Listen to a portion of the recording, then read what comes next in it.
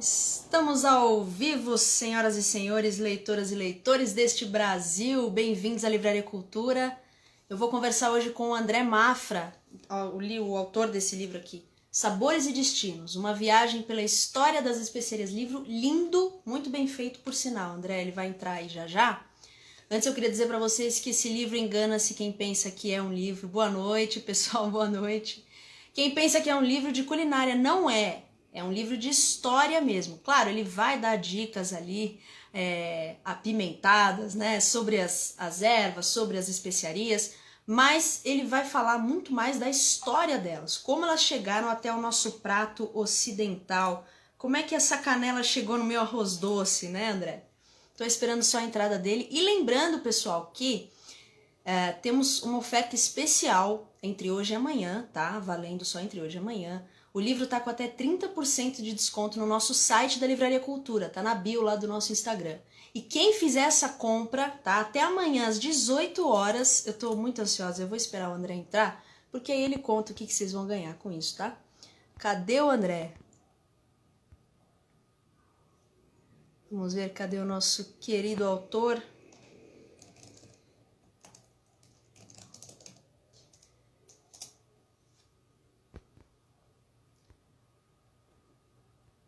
Ele vai mandar a solicitação já já.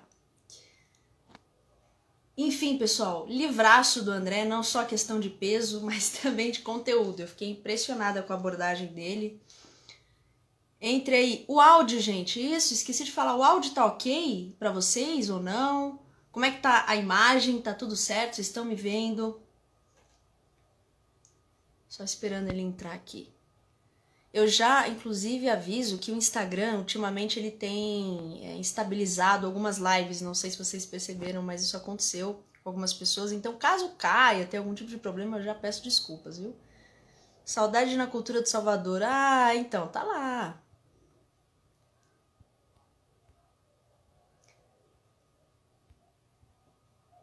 Esperar aqui a solicitação dele. André, tô ansiosa, cara. Eu quero saber o que você vai dar aí pros nossos seguidores, para quem fizer a compra do livro. Não abriu ainda, André? Não.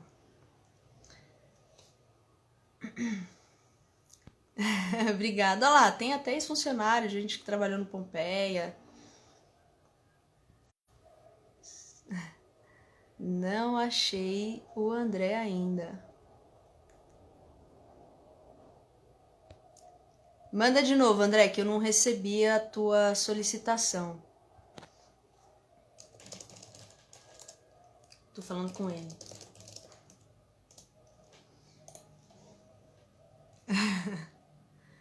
Olha só, gente.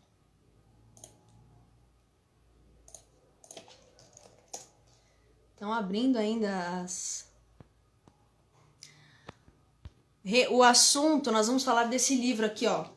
Sabores e Destinos, do autor André Mafra. A gente vai falar sobre a história das especiarias, como a canela noz moscada chegou até aqui. Muitas cabeças rolaram, pessoal, literalmente, para que isso acontecesse. Ele tá tentando me enviar aqui. Cadê?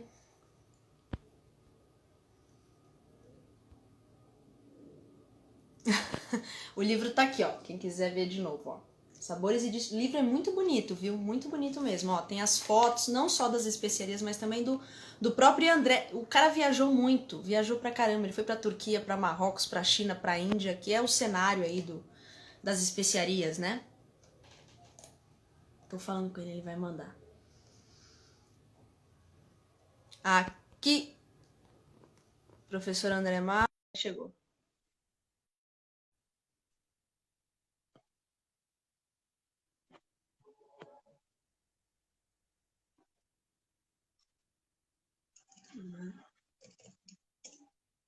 Te convidei, meu querido. Vamos ver. Agora é o Instagram, agora é com ele.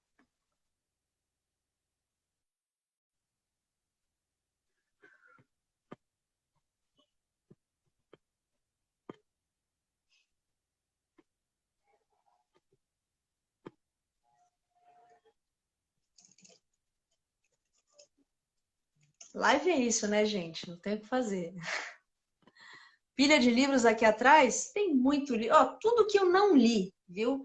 Eu gosto de ter mais livros que eu não li do que os que eu li. Porque senão, né, já imaginou? Se eu tiver lido tudo isso, não vai ter graça. Cadê? Amo esse livro. Ó, tem gente que já leu Sabores e Destinos.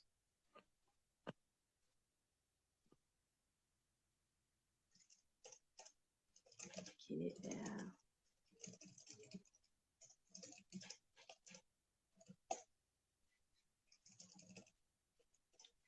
vamos ver se ele mandou de novo. Comprei o livro ano passado, sempre recorro a ele quando quero fazer uso de uma especiaria diferente. E aí, meu Olá. tá vendo? Tudo bem? Tudo bem? Vou aumentar aqui. Que ótimo. Tá ajustando e a aí, internet. olha, já comprei todo o seu livro aqui, esse tempo que o Instagram não deixou te convidar, cara. Eu tava vendo você mostrava o meu livro e tal, e eu não conseguia disputar. Bom, coisas de internet, coisas acontece. de live. Ao vivo agora já era. Meu amigo, eu tava falando aqui para eles que esse livro aqui não é sobre culinária, é sobre história, mas antes eu queria dizer que quem comprar o livro até amanhã, acabaram de me falar que é 11h59, né? Nem 6 horas, aumentaram aí a oferta, pessoal, aproveita. Ele tá com até 30% de desconto aí no nosso site da Livraria Cultura, o link tá na bio. Quem fizer a compra até amanhã ganha o quê? Ganha o quê, André? Olha só, tem um curso chamado Como Utilizar Especiarias na Gastronomia em 2 formatos. O formato pequeno de 30 minutos vai de cortesia para quem comprar, então, até amanhã. Confere 11h59, você compra o livro e pelo seu e-mail você vai receber o curso inteiramente, faz parte do pacote, né? Muito bom. O curso prato cheio, né? O curso se chama Como Utilizar.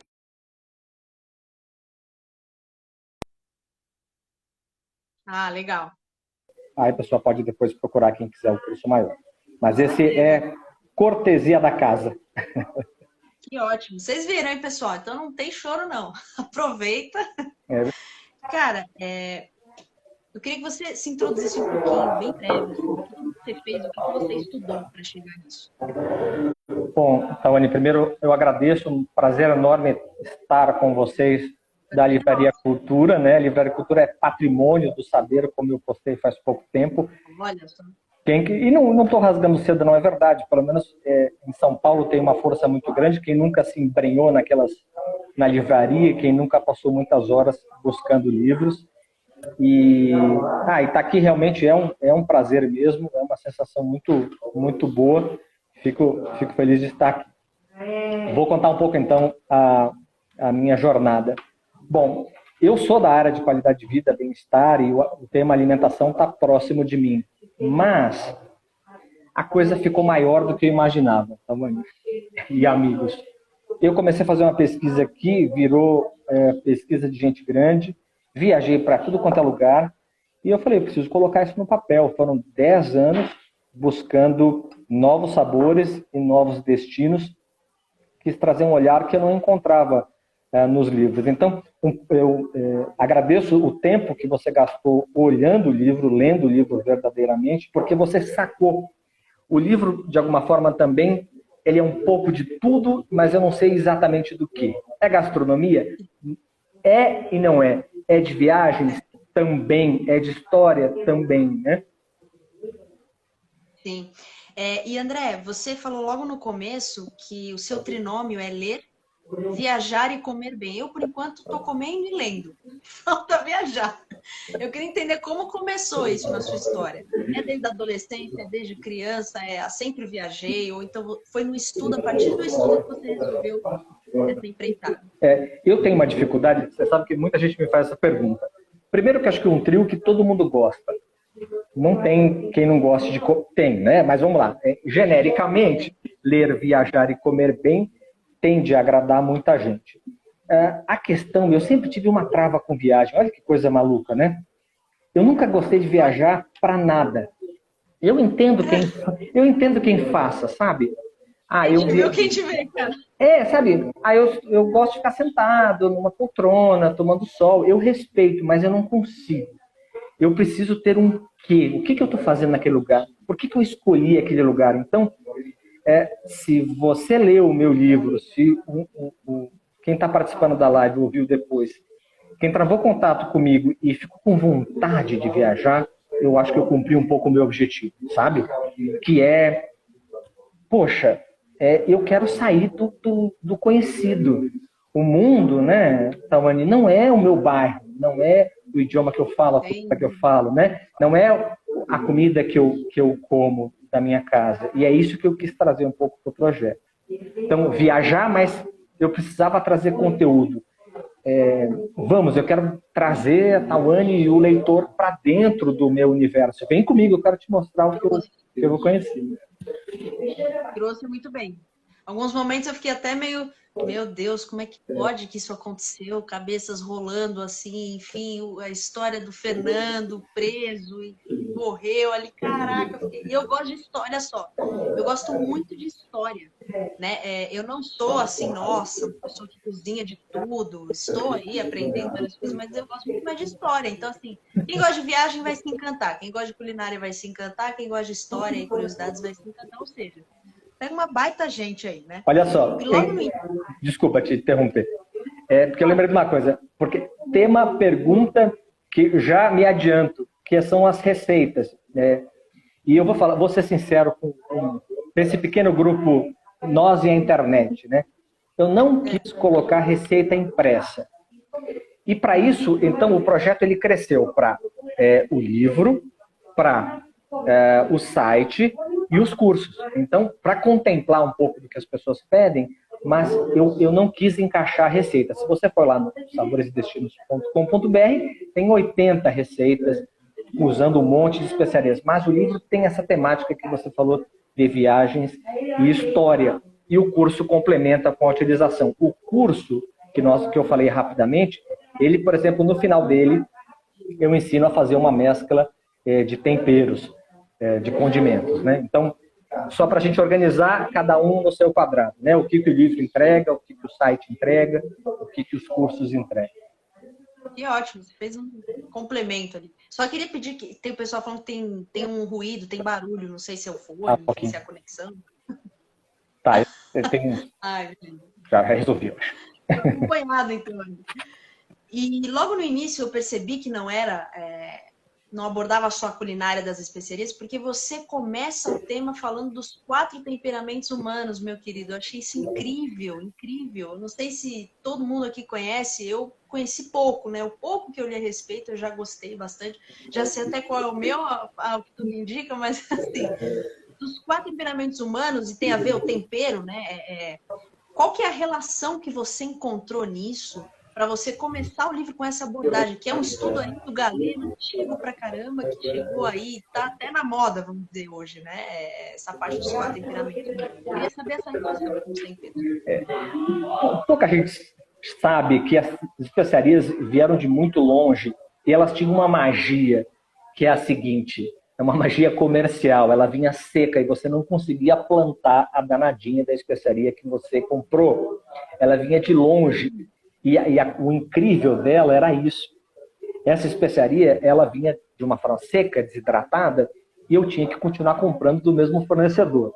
Estratégia vencedora por séculos. Logo, especiarias marcavam um elemento de distinção social, que isso está presente na psicologia do ser humano até hoje, né? Eu preciso, de alguma forma, de me diferenciar. Ter especiarias no prato significa que eu era uma outra pessoa. Eu estava numa outra posição social, ou coisas assim. Bom, né? Com isso, eu também crio uma atmosfera um pouco fantasiosa de efeitos e resultados. Então, eu coloco isso no livro de uma maneira muito cuidadosa, que é assim, olha, eu não estou colocando os benefícios, porque você tem a impressão que todas as especiarias curam tudo. E aí precisa de um embasamento, senão você começa, já vira charlatanismo. Não funciona. A questão, então, a sociedade se apropria das especiarias e começa a gerar, assim, para que elas servem, né? Qual o benefício que eu vou ter com isso? e se encaixa com uma teoria, a teoria moral, que ganha força no Império Romano e ganha mais força ainda na Idade Média. E na Idade Média ela toma áreas fantasiosos, até exagerados, mas muito curiosos, e temperar o humor dessa pessoa, e tem as divisões, o fleumático, enfim, entre outras, era o que a especiaria faria em você. Tá? Então, temperar o humor significa saúde para a pessoa. Em parte, claro, hoje em dia sabe-se muito mais os efeitos dos condimentos, mas claramente, e uma conotação sexual também, tudo para que aquilo ganhasse. Eu vou te perguntar sobre isso. Né? Eu preciso desse... Só curiosidade. Todo mundo quer saber, e eu brinco um pouco com essa história no livro também. Né? Eu achei bem interessante essa abordagem, achei diferente, né? Dá pra ver, eu falei, nossa, tem... E você começa até com aquele versículo de Mateus. Eu falei, esse cara tá querendo quebrar as fronteiras mesmo, que é sensacional, né? Que é o que sai do homem que é impuro. Achei ótimo. E você comentou essa coisa da especiaria diferenciar. É uma espécie, né? Eu queria essa definição. A especiaria é uma espécie, mas vem das ervas, vem das plantas, no geral, das sementes. É isso que é a especiaria, a definição. Tá. Então, é uma bagunça. Quando eu entrei, falei, onde que me largaram aqui? O que está acontecendo? Os nomes, as nomenclaturas, por exemplo, das pimentas, é uma loucura. Mas eu procuro simplificar o meu posicionamento, que é assim, genericamente, colocamos tudo aquilo que altera o sabor como elemento da minha pesquisa.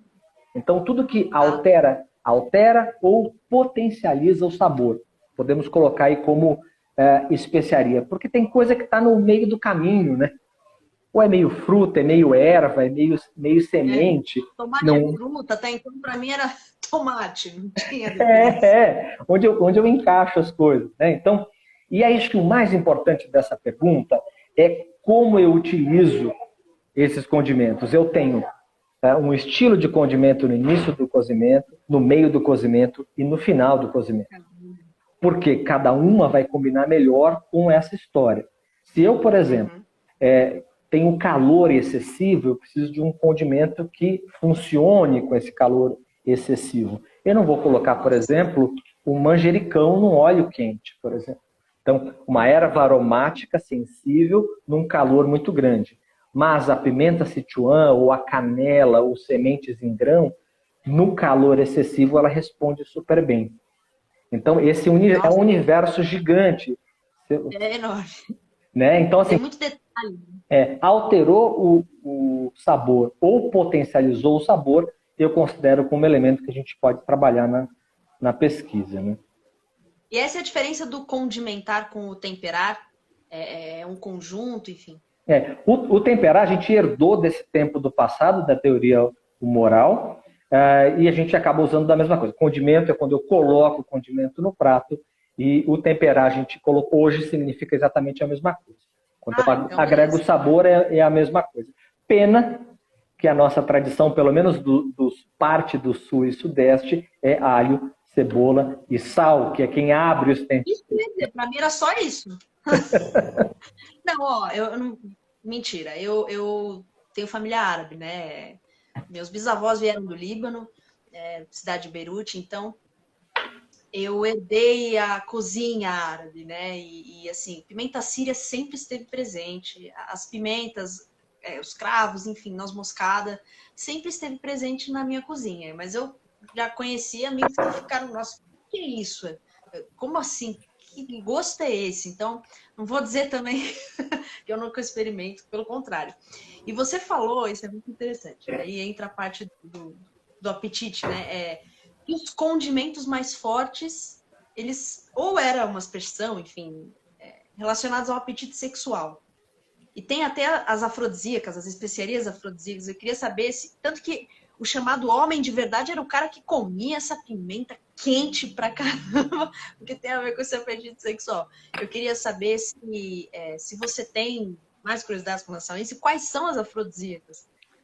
Então, faz parte dessa tradição que vem muito fortemente da Império Romano, vamos pegar no universo europeu, né? Digamos assim. Não dá para falar do mundo inteiro. Mas esse universo mais ocidental ganha força no Império Romano, principalmente na Idade Média. E vira o tema da sexualidade é tema que todo mundo quer trabalhar como até de forma exagerada. Mas, no fim das contas, os estimulantes, em geral, podem ser considerados afrodisíacos, né?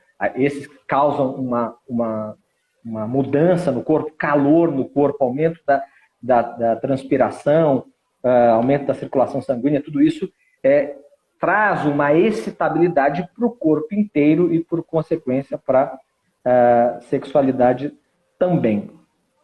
O fato é, uma comida bem condimentada e bem temperada, mais do que a sexualidade, amigo e amiga, é vida, é brilho nos olhos, não é? Quando você se alimenta bem, quando aquilo estimula as papilas gustativas, você sente que você está vivo, é uma delícia, né? Você falou da pimenta síria, aquilo começa que é aromático, né? Você sente o odor, e aquilo estimula as papilas gustativas de várias formas. E aí tem um monte de coisinhas nesse sentido. Então, mais do que estou ampliando a condição da sexualidade para elementos como, por exemplo, o gengibre e as pimentas são conhecidos por essa excitabilidade do corpo todo, né? Não apenas que o canal da sexualidade é o nosso tabu, né? É onde a gente quer saber. Não, porque a pimenta representa, né? Ela foi emprestada aí pelas marcas, né? Pelas campanhas, enfim, como aquele símbolo, opa, tá quente, tem alguma coisa sexual, né? A dedo de moça, no caso, né? Enfim. É engraçado. As capas, outdoor de motel, né? Sex shop, todo mundo tem uma pimentinha. O apimentar a relação, né? Não tem o apimentar. Imaginar, exatamente, apimentar a relação.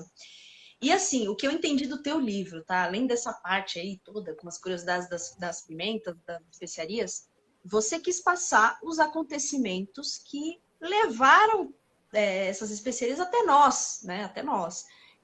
Primeiro eu quero saber, quando você viajou, você seguiu uma cronologia? Eu sei que não dá para fazer ao pé da letra, né? Mas você seguiu uma cronologia? Tipo, eu vou começar por aqui, porque na história o interesse de Vasco da Gama, as viagens de Marco Polo, enfim, todas essas influências. Eu queria saber que você falasse um pouco mais delas, né? E se você seguiu essa cronologia ou não. Começar a estudar especiarias, você nota que boa parte da história do mundo tem relação com a busca de especiarias. Isso eu não estou puxando para o meu lado, a sardinha, sabe? É verdade. Não, eu falo isso e repito aqui. O estilo da roupa que nós estamos vestindo aqui, o idioma que nós estamos falando, o nosso padrão cultural, né? Eu tive Corpus Christi, agora o feriado, eu tenho um modelo cultural cristão. Você pode ser religioso ou não, mas você está envolvido num caldo cultural cristão. Tudo isso tem relação direta porque alguém ou alguns estavam buscando especiarias na Ásia. Fato. Que loucura! Mudou a história do mundo, mudou as fronteiras do mundo, porque esses caras se meteram numa casca de nós, ali no mar, e foram buscar especiarias numa história que é trágica, que é violenta e é apaixonante ao mesmo tempo. É bela também. Né? Enfim, aí sim, acho que o ponto de partida foi Portugal, que é a nossa pátria-mãe. Eu tive o prazer do livro, começou a chegar em Portugal agora, o que foi emocionante para mim, ter o livro. Legal, eu vi que postou um monte de story de um monte de gente lá, que legal. E, enfim, eu tinha essa curiosidade de saber como o livro seria aceito por lá. Então, Portugal é terra importante para o livro. Aí depois eu fui buscar os lugares mais importantes relacionados a essa história das especiarias, né? Tem alguns acontecimentos numa certa ordem, como o movimento das cruzadas. São todos movimentos em que o europeu se movimentou para a Ásia, causou um monte de encrenca lá e voltou, né? A questão é, quando ele volta diferente. Ele volta mudado. E eu acho que aí a grande estrela, né? E a Livraria Cultura, vocês postaram sobre o Marco Polo. Sabe aquele que você queria ter sido? Então, é ele. É o Marco Polo. Queria ter sido ele. Pô, Tem jeito. Nós fizeram até uma pergunta aqui. Pode finalizar, depois eu pego a pergunta. Não, pode perguntar, pode perguntar. É verdade que o orégano na pizza antes do forno queima e modifica o gosto? Olha só. Olha, não sou um especialista em pizza, adoro só comer. Mas faz sentido sim. Eu acredito que o calor excessivo possa prejudicar o orégano, que é uma especiaria frágil. Você sabe que o orégano, foi boa pergunta, ele é uma especiaria que a gente está acostumado a comer seca, porque a indústria, ao secá-la, como já se fazia no passado, ela dura mais tempo. Né? Mas fica a dica da utilização do orégano fresco. Planta em casa é super facinho. Né? Curiosamente, um monte de pizza não tem orégano, mas qualquer salgadinho que é sabor pizza tem orégano. Não me explico por quê. Você quer falar que é sabor pizza? Pastel sabor pizza tem orégano. Aí você pede uma marguerita, não tem orégano. Não tem. O orégano está mais em outros alimentos com o nome pizza do que a própria pizza, em geral, né? Hoje em dia tem pizza até de Nutella, né? Não. Enfim, você estava falando dos acontecimentos. Você foi seguindo ali em Portugal? Continue.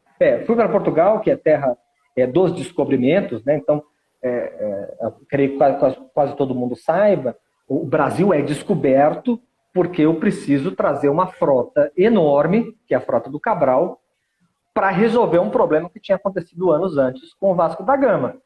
O Vasco da Gama é o primeiro europeu, entre aspas, a buscar especiarias pelo mar. Ele passa pelo Cabo da Boa Esperança, vai para lá, e a história é super interessante, não vou contar aqui.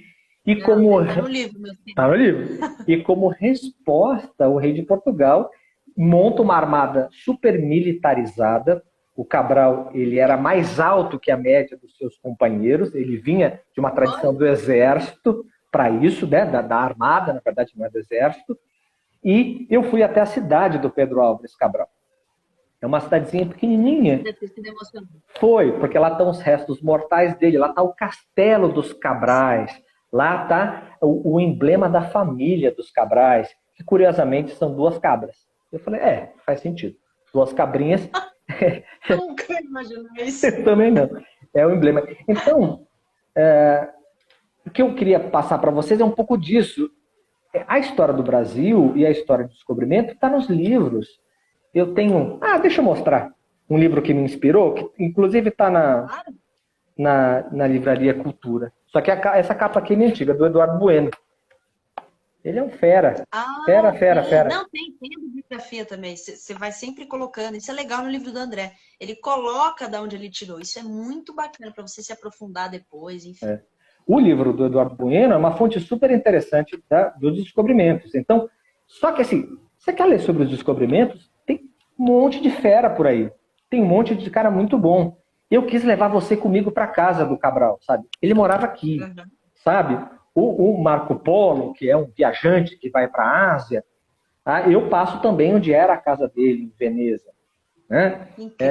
Eu passo num salão na Cidadela dos Cruzados em Israel, onde talvez ele tenha dormido, ou na verdade é a sala de refeição, mas ele se hospedou na Cidade dos Cruzados. E estar lá foi muito emocionante. Então acho que o que eu tenho a agregar não é contar as cruzadas. Tem livros maravilhosos, está lá na minha bibliografia. Mas eu quero trazer você lá para o portão de Jerusalém, onde os cruzados entraram. Foi aqui, ó. Nessa foto que eu postei. Não, tem as fotos, exatamente. É isso mesmo. A sensação é essa, que a gente está seguindo você ali, e aí você encontrou os mercados, enfim.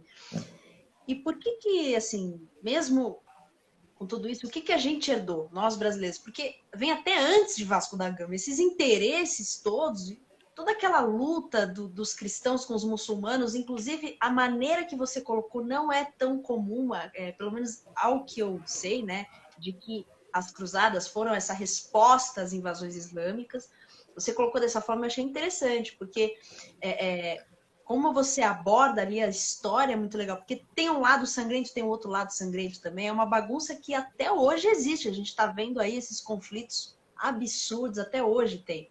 Né? E começa com essa guerra de território até chegar aqui. Então eu queria saber, essa herança aqui foi sangrenta, mas o que, que a gente pegou e, ao mesmo tempo, os portugueses trouxeram muita coisa para cá, mas a gente não tem tanto esse costume. Pois Você é. mesmo aponta lá, e eu percebo pela experiência que eu tenho na minha casa e fora da minha casa. Até mesmo, que nem a gente fala que tem o Habib's aí, né, como comida árabe, mas não é. Tem lugares realmente árabes. Eu conheço, inclusive, um palestino que veio para cá e tudo, tem o restaurante dele.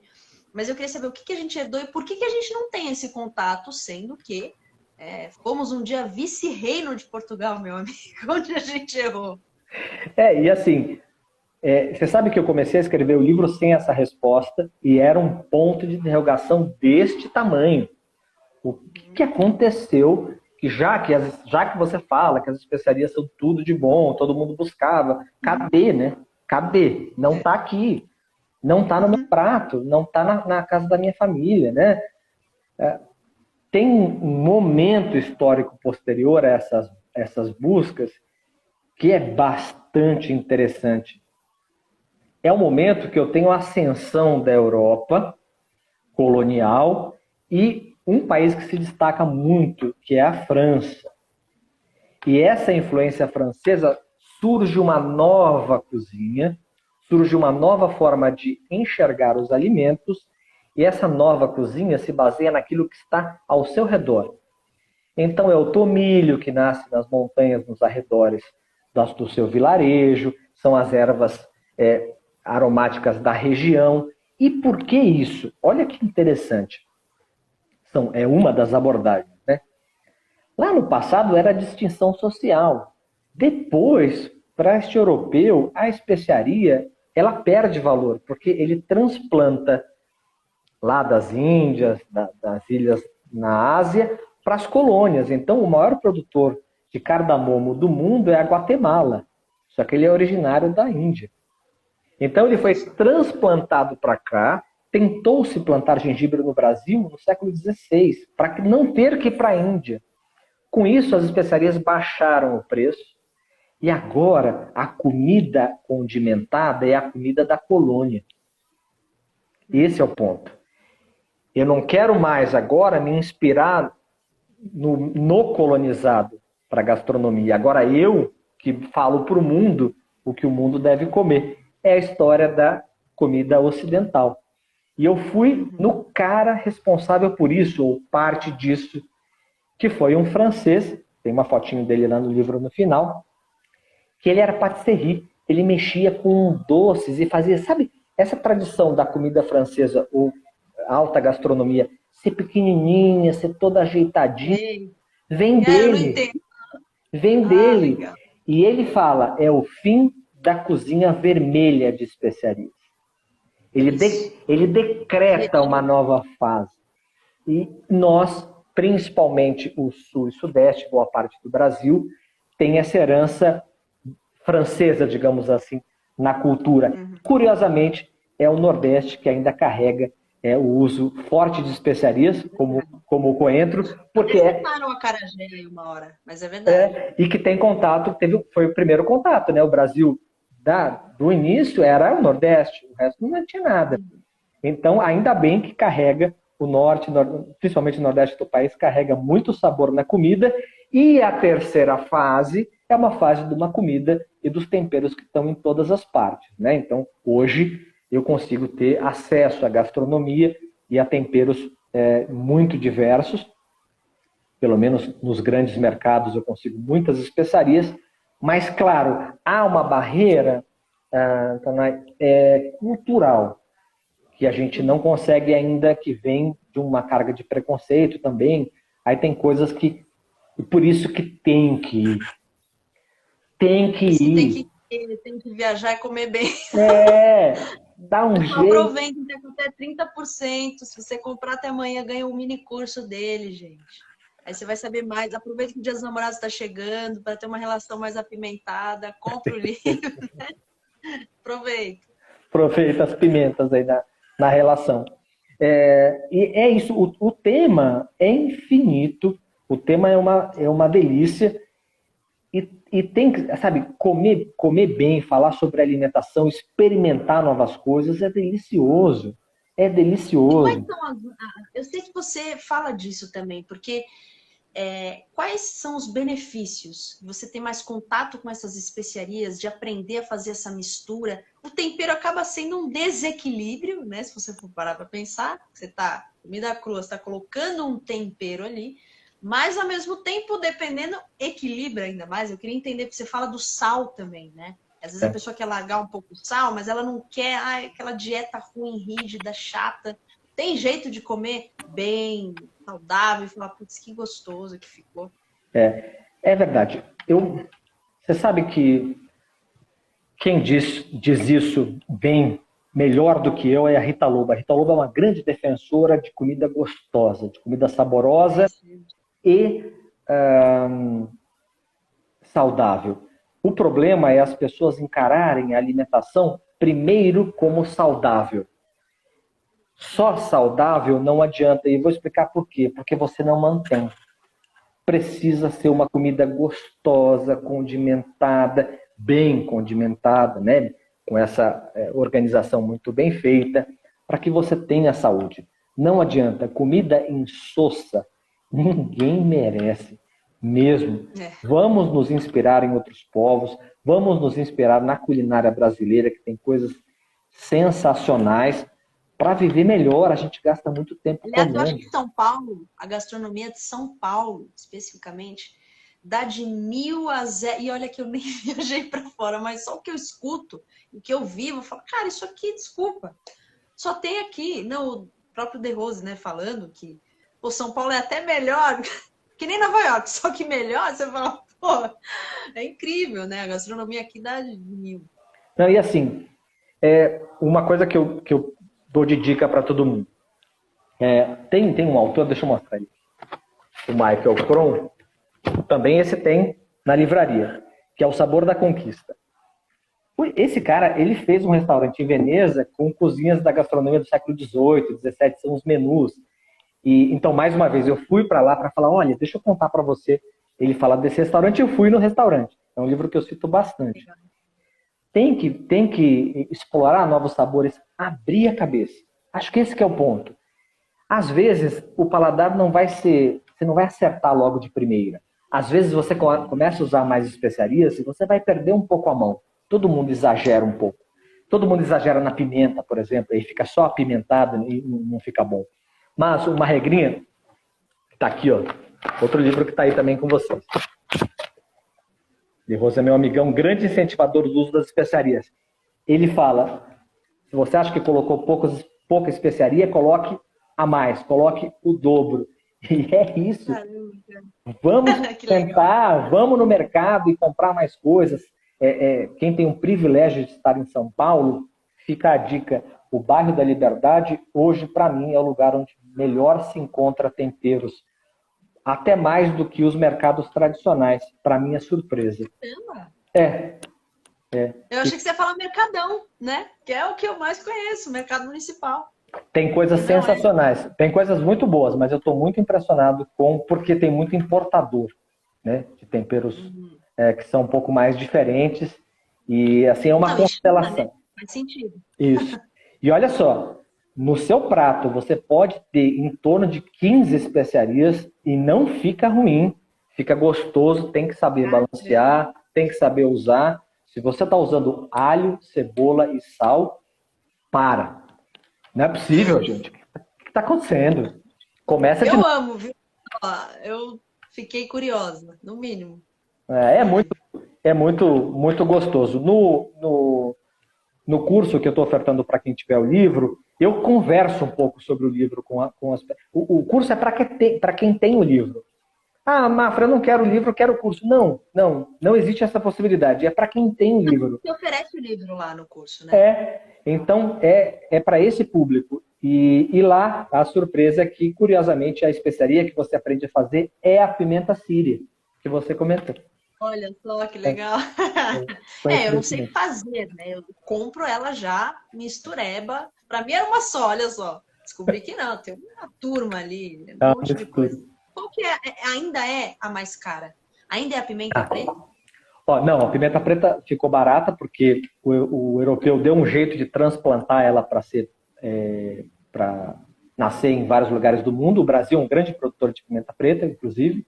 As mais caras são as que ainda têm colheita manual. É Ah, isso, tá. Faz sentido. faz sentido, né? Então eu tenho o cardamomo, que a colheita é manual, que ainda é muito caro. Eu tenho a baunilha, e aí aquela discussão que a gente teve no começo. O que, que é a baunilha? A baunilha é uma flor, é uma orquídea, Olha só, cara. né? Bom, Pra mim era um creme assim, que você põe no café. Você vai me ver com baunilha aí, sorvete do Mac.